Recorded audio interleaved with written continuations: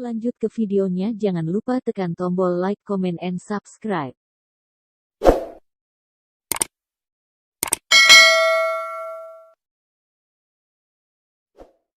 Terima kasih telah menekan tombol subscribe channel ini dan semoga terhibur dengan channel ini. Selamat pagi semuanya. Terpujilah Sang Buddha. Namo Buddhaya. Kalau kita mau mengamati setiap apa yang kita lakukan dalam kehidupan sehari-hari, terutama mengamati batin kita, kita memiliki sebuah kecenderungan untuk senantiasa mengingini apa yang kita anggap sebagai kesenangan, dan kita menolak hal-hal pengalaman-pengalaman yang kita anggap sebagai penderitaan. Kita memiliki sebuah kecenderungan, yaitu suka dan tidak suka. Menyukai apa yang kita anggap sebagai kesenangan, dan tidak menyukai atau menolak apa yang kita anggap sebagai penderitaan. Dan karena hal inilah, ketika kita mengalami hal-hal yang tidak menyenangkan, kondisi-kondisi yang membuat kita menderita, yang tidak sesuai dengan harapan kita, muncullah kegelisahan, muncullah kepanikan, muncullah kekhawatiran, muncullah ketakutan.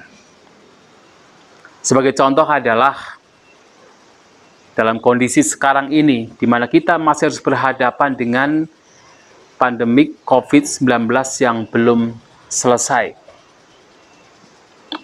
Ada beberapa orang di antara kita dalam menghadapi pandemik yang belum selesai ini memunculkan kekhawatiran, memunculkan kepanikan, memunculkan ketakutan, memunculkan kegelisahan.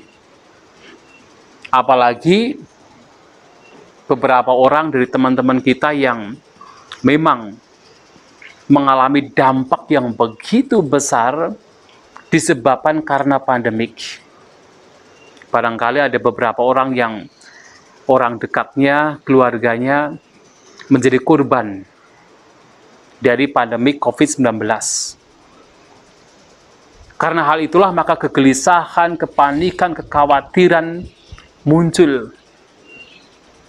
Dan memang dalam kehidupan masyarakat hal itu merupakan sebuah kewajaran. Karena memang kebiasaan dari batin kita adalah suka dan tidak suka itu tadi. Oleh sebab itu, Bapak Ibu, Saudara-saudari sekalian, tentu kita tidak mau batin kita terus dihantui oleh kepanikan, dihantui oleh kegelisahan, kekhawatiran, dihantui oleh pikiran-pikiran yang buruk karena hal-hal yang tidak menyenangkan. Oleh sebab itu, dalam ajaran Buddha, ada 3 hal yang bisa kita kembangkan, yang bisa kita latih, bisa kita munculkan untuk menghadapi kekhawatiran, kepanikan, kegelisahan, ataupun ketakutan yang muncul karena kita berhadapan dengan hal yang tidak menyenangkan. Agar pikiran-pikiran demikian, emosi demikian tidak berkembang dan batin menjadi damai. Yang pertama adalah munculkan dan juga tanamkan kebijaksanaan. Yang dalam hal ini kita harus mengerti, kita harus memahami bahwa hidup memang tidak kekal. Bahwa hidup memang adalah perubahan. Bahwa hidup itu seperti roda yang terus berputar, terkadang berada di atas, terkadang berada di bawah. Kehidupan kita juga persis sama. Kehidupan kita terus mengalami perputaran, terus mengalami perubahan. Kita tidak selamanya dalam hidup kita harus berhadapan dengan yang enak-enak saja, yang bahagia-bahagia saja. Tidak selamanya kita mendapatkan yang untung saja, ketenaran saja, mendapatkan pujian saja, semua yang datang pada kita yang menyenangkan saja. Tidak. Dalam hidup kita, mau tidak mau, kita harus berhadapan dengan kerugian. Terkadang, nama kita yang barangkali sudah kita bangun menjadi baik, tetapi terkadang juga menjadi jatuh. Hal yang wajar. Dan kita, dalam kita bersosialisasi, bermasyarakat, berasosiasi dengan teman-teman kita, orang lain, tidak semua orang yang datang pada kita mengucapkan kata-kata yang menyenangkan. Tetapi seringkali juga mereka, ya karena kondisi mereka juga datang kepada kita dengan ucapan-ucapan yang kasar, yang tidak menyenangkan. Bukan pujian tetapi celaan. Dan dalam hidup kita pun juga tidak selamanya terus mendapatkan kebahagiaan, penderitaan, musibah, kecelakaan akan datang pada kita. Termasuk adalah sekarang ini kita berhadapan dengan pandemik. Barangkali teman kita, saudara kita, keluarga kita ada yang menjadi korban. Barangkali kita sendiri pun menjadi korban dari COVID-19. Dan sesungguhnya perubahan demikian dalam sebuah kehidupan adalah wajar. Melihat kewajaran bahwa kehidupan adalah perubahan, kehidupan adalah tidak kekal, menerimanya, accept, menerima apapun perubahan yang terjadi dalam kehidupan kita, maka membuat kita akan menjadi damai. Kepanikan yang muncul, ketakutan yang muncul, kegelisahan yang muncul, itu muncul karena apa? Tidak menerima. Karena tidak menerima, maka muncullah kepanikan, muncullah kegelisahan. Tetapi kalau kita mampu menerima, melihatnya dengan bijaksana bahwa perubahan adalah hal yang memang terjadi dalam kehidupan, dengan kita menerima, maka kepanikan bisa lenyap. Kekhawatiran bisa lenyap. Itu yang pertama. Yang kedua, kita juga hendaknya bisa mengembangkan yang disebut sebagai kesadaran. Melatih kesadaran. Melatih sati, melatih perhatian. Awareness. Melatih awareness, melatih kesadaran. Yang dimaksud di sini adalah dalam ajaran Buddha, kita dilatih, kita diajak untuk menerima apapun pengalaman batin sebagaimana adanya.